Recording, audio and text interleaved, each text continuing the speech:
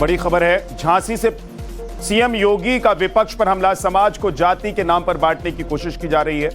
ये योगी आदित्यनाथ ने कहा है, विदेशी आक्रांता पहले हमें तोड़ते थे, हमें एकता पर बल देना होगा। योगी आदित्यनाथ की तरफ से झांसी में बोलते हुए विपक्ष पर हमला किया गया। विदेशी आक्रांता क्यों सबल हो रहे थे? ऐसा नहीं कि उनके पास फोर्स ज्यादा रही हो, उनके पास फोर्स ज्यादा नहीं थी, ताकत भी ज्यादा नहीं था, वे हमसे बलशाली नहीं थे, वैभवशाली भी नहीं थे, शक्तिशाली नहीं थे। हमारे पास सब कुछ था, बल भी था, बुद्धि भी थी, वैभव भी था। हमारे पिछड़ने का कारण क्या था? एक कारण था, और वह था हम विभाजित थे। जाति के नाम पर, क्षेत्र के नाम पर, भाषा के नाम पर, अलग अलग वादों के आधार पर हम विभाजित थे। हमारी निष्ठा देश के लिए नहीं, सनातन धर्म के लिए नहीं, हमारी निष्ठा अपने लिए स्वयं के लिए थी, अपने जाति विशेष के लिए थी। परिणाम क्या था? विदेशी आक्रांता पहले हमें तोड़ते थे, फिर हमें काटते थे, फिर हम पर राज करके हमें ही गुलाम बना देते थे। यही तो हुआ। और इतिहास उठा करके देखिए, यही होता रहा।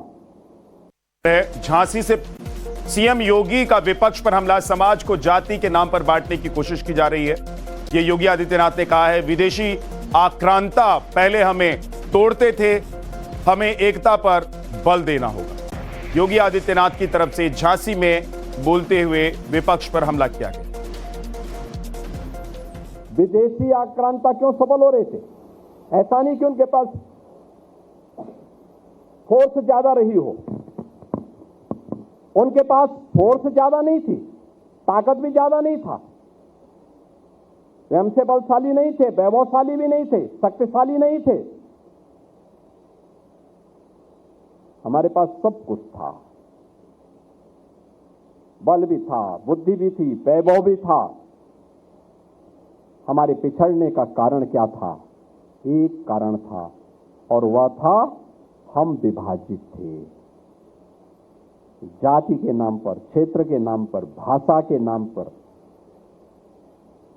अलग अलग वादों के आधार पर हम विभाजित थे।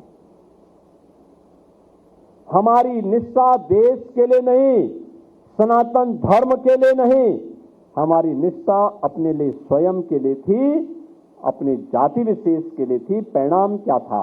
विदेशी आक्रांता पहले हमें तोड़ते थे, फिर हमें काटते थे, फिर हम पर राज करके हमें ही गुलाम बना देते थे।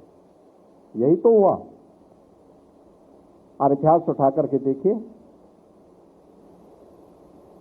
यही होता रहा।